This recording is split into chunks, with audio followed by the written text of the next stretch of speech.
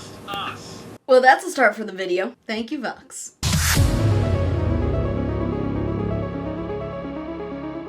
Okay, today I want to go through the sinners in Hazbin Hotel and try to determine what their chief sin was in life. This is something I've kind of been doing in my head for a little bit, and so I am going to do it in a tier list now, where I'm going to assign them to what their chief sin I believe was. And now, to be fair, they all show aspects of pretty much every single one of the sins, just like most people do. But it looks from season 2 like they're taking the approach of everyone has one chief sin that really got them into hell. So I'm trying to determine what that one chief sin is. And that's not saying they don't have the others in plenty. I did just grab a random character tier list off of Tiermaker and then redid the categories with all of the layers of hell.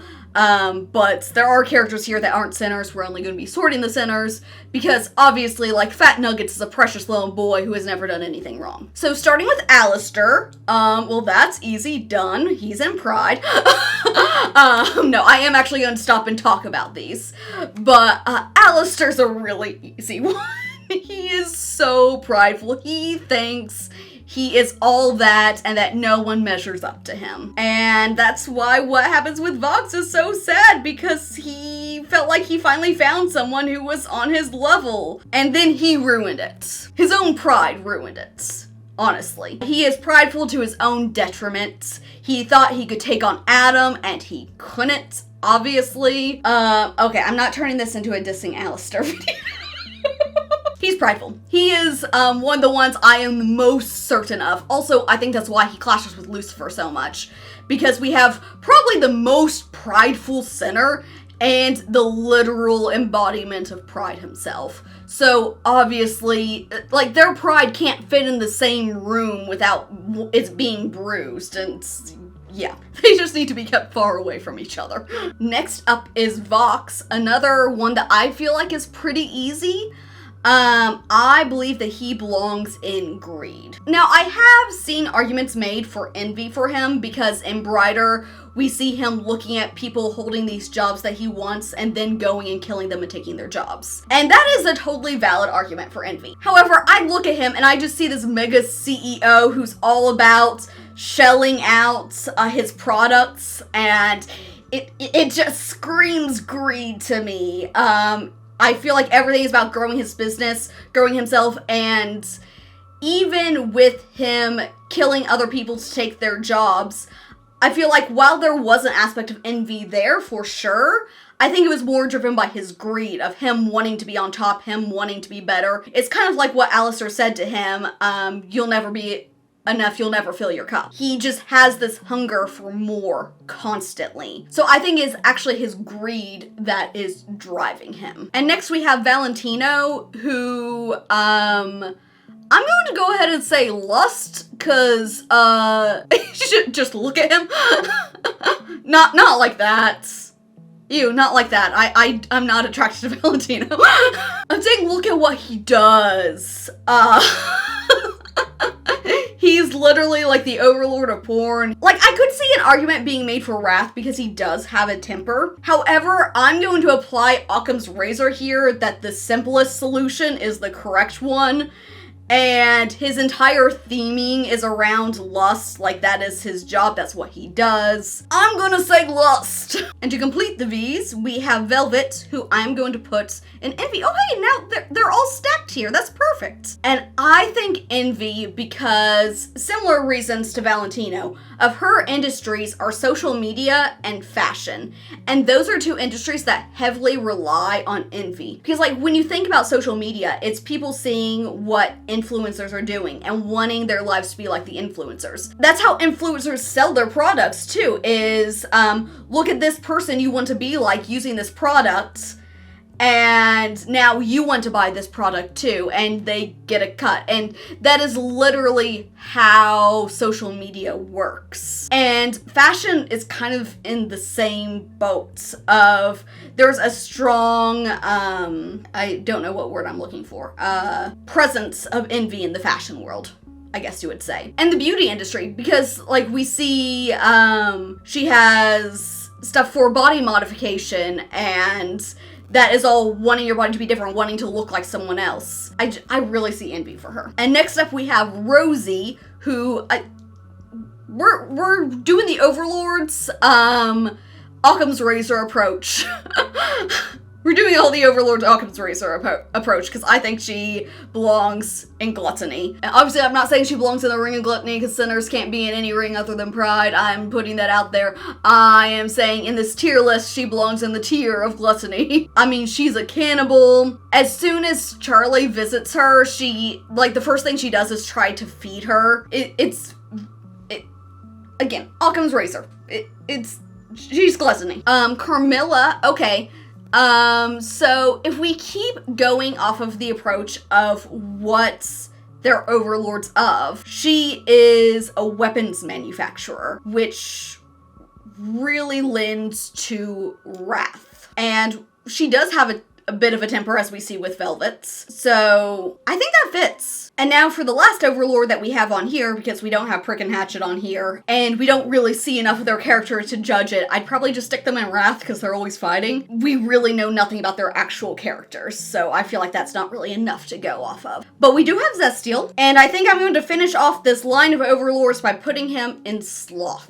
And I'm not 100% on this one, but I don't really see a huge representation of any of the others, and he's retired. Like, at least right now, I feel like he represents Sloth. I don't know, like, he's the big, mysterious overlord, so I feel like saying Sloth is what got him into hell is a little anticlimactic, and I'm not sure I like that, and I'm not sure I would want that to be the case. But isn't this satisfying, though? We have an overlord for each of the sins? I kind of like that, though. And he is retired. He's not doing anything anymore. It's hard to say. He's so old. He's been in hell for so long. I can't possibly say what he was like when he was alive and human and what could have gotten him into hell. I just see him how he is now, which is very standoffish, like, I'm not getting involved. So the only thing I can see him for right now is Sloth. But we do have a former overlord here. Okay, Husk is an interesting case because we know his vices are gambling and alcoholism. And because of that, I'm going to put him in Gluttony. I hear you. Gambling, shouldn't that be greed? And maybe, depending on what drives the person to gamble. If he was gambling because he wanted money, then I would agree and say yes, greed. But it looks to me from what we've seen that he doesn't actually care about having money. He just enjoys gambling. He enjoys that gambler's high. Like, we even see in Love in a Bottle, almost blinked for a second, we see in Love in a Bottle that alcoholism and gambling are like tied together for him because he falls back into both at the same time. And we see that they are linked. They are the same kind of overindulgence, which is gluttony. That's what gluttony is at its core. Gluttony isn't just about food, it's about overindulgence. And that is what we see in Husk with overindulging in alcohol and in gambling. Also, I think it's worth noting that we know that the casino that he goes to in season 2 is his casino. And in it, there are like these orange pillars that look kind of like honey and remind me of Beelzebub. So that is another thing that points me towards gluttony. Okay, Niffty is a difficult one. Like, one of the first things I think about with Niffty is how stabby she is, which points me towards wrath, right?